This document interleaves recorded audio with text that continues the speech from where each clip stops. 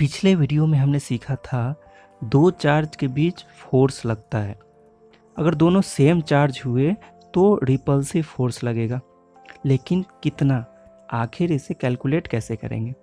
इसको जानने से पहले ये समझिए, जब एक कोई फिजिकल क्वांटिटी बढ़ता है और उसके साथ दूसरा भी बढ़ जाए या पहला घटे तो दूसरा भी घट जाए तो उसे कहेंगे ये एक दूसरे के डायरेक्टली प्रोपोर्शनल है और उसे इस तरह से लिखते हैं। और इसी का जस्ट उल्टा, जब एक कोई फिजिकल क्वांटिटी बढ़ता है और दूसरा घट जाए तो उसे इन्वर्सली प्रोपोर्शनल कहते हैं और उसे हम लोग ऐसे लिखते हैं। जैसे लेबर बढ़ा देने से किसी काम में टाइम कम लगता है, उसे इन्वर्सली प्रोपोर्शनल कहते हैं।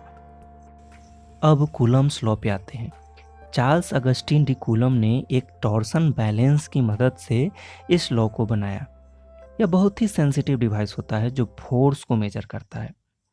इसमें एक स्केल लगा होता है और ये एक नीडल है जिसके एंड पे मेटालिक स्फीयर लगा होता है जो सिल्क के थ्रेड से मेटालिक बॉडी से बंधा होता है। ये पूरा ग्लास के अंदर होता है एंड ये एक दूसरा मेटालिक स्फीयर होता है जिसे अलग अलग चार्ज देकर कूलम साहब ने फोर्स को मेजर किया। कभी डिस्टेंस कम ज़्यादा और कभी चार्ज कम ज़्यादा, ऐसे करके उन्होंने ये एक्सपेरिमेंट किया। तो उन्होंने कहा जब दो कोई point charge Q1 and Q2 पे फोर्स लगे तो वह फोर्स दोनों चार्ज के प्रोडक्ट के डायरेक्टली प्रोपोर्शनल होगा।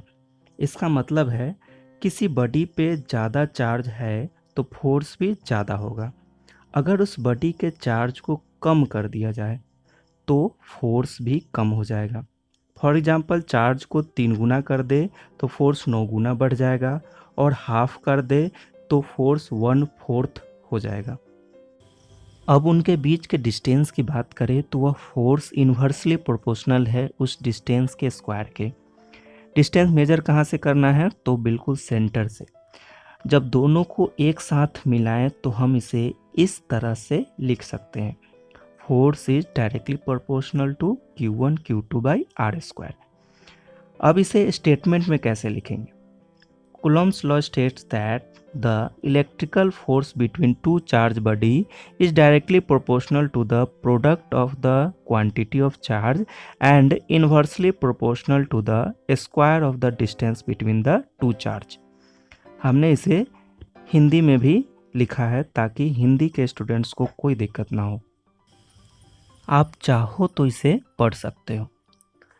तो हमने देखा force is directly proportional to Q1 Q2 by R²। जब प्रोपोर्शन का साइन हटाते हैं तो एक कांस्टेंट टर्म लगाया जाता है। ये क्यों लगाया जाता है इस पे हम फिर कभी डिस्कस करेंगे। यहाँ इसे हम K लिखते हैं जिसे कूलम्स कांस्टेंट कहा जाता है। ये होता क्या है, इसका वैल्यू कितना होता है, इसे समझिए। ये जो K है वो मीडियम का कांस्टेंट होता है। इसे हम लोग 1/4 पाई एप्सिलॉन द्वारा कैलकुलेट करते हैं। ये एप्सिलॉन को इलेक्ट्रिकल परमिटिविटी कहते हैं। इसका मतलब होता है कि वो फोर्स को कितना गुना कम कर देता है।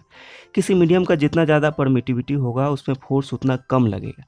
तो हम लोगों ने वैक्यूम का कैलकुलेट करके निकाला तो 9 × 10⁹ आया, जो लगभग एयर का भी होता है।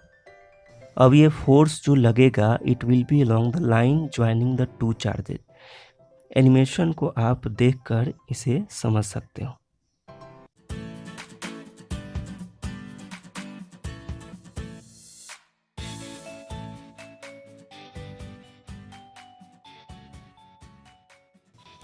किसी भी फिजिकल क्वांटिटी को वेक्टर फॉर्म में ऐसे लिखा जाता है। मान लेते हैं वो फिजिकल क्वांटिटी A है तो vector A is equal to its magnitude multiplied by its unit vector. अब यहीं से यूनिट वेक्टर इसका निकाले तो unit vector A is equal to vector A divided by its magnitude. बस इसी को कूलम्स लॉ में अप्लाई कर देना है। जैसे दो चार्ज है Q1 एंड Q2, अगर आप डिस्टेंस Q1 से Q2 लोगे तो इसे यूनिट वेक्टर R21 लिखोगे और अगर Q2 से Q1 लोगे तो यूनिट वेक्टर R12 लिखोगे। अब दोनों चार्ज पे फोर्स लगेगा। अगर फोर्स Q2 Q1 पे लगा रहा है तो उसे F12 लिखेंगे, एंड Q1 Q2 पे लगा रहा है तो F21 लिखेंगे। हमने सभी मैग्नीट्यूड में डायरेक्शन को ऐड कर दिया। अब हम लोग कॉलम्स लॉ को वेक्टर फॉर्म में लिख सकते हैं। पहले force on 1 due to 2 F12 निकालते हैं। सब कुछ वैसा ही होगा, बस हम लोग डायरेक्शन लगा देंगे कि फोर्स किधर से किधर लग रहा है। यहाँ Q2 से Q1 की तरफ फोर्स लग रहा है तो डिस्टेंस R12 लिखेंगे। अब यूनिट वेक्टर की जगह आप vector R divided by its magnitude लिख सकते हैं, मैंने वीडियो में पहले बताया। तो नीचे ये दोनों मैग्नीट्यूड मल्टीप्लाई हो जाएगा, RQ हो गया। अब ये पूरी तरह वेक्टर फॉर्म में है। ठीक इसी तरह आप force on 2 due to 1 F21 निकाल सकते हैं, बस डायरेक्शन अपोजिट कर देना है। यहाँ Q1 Q2 पे फोर्स लगा रहा है तो डिस्टेंस R21 लिखेंगे। इसके बाद का प्रोसेस आपको पता है। यूनिट वेक्टर R के जगह क्या लिखेंगे आप बताओ।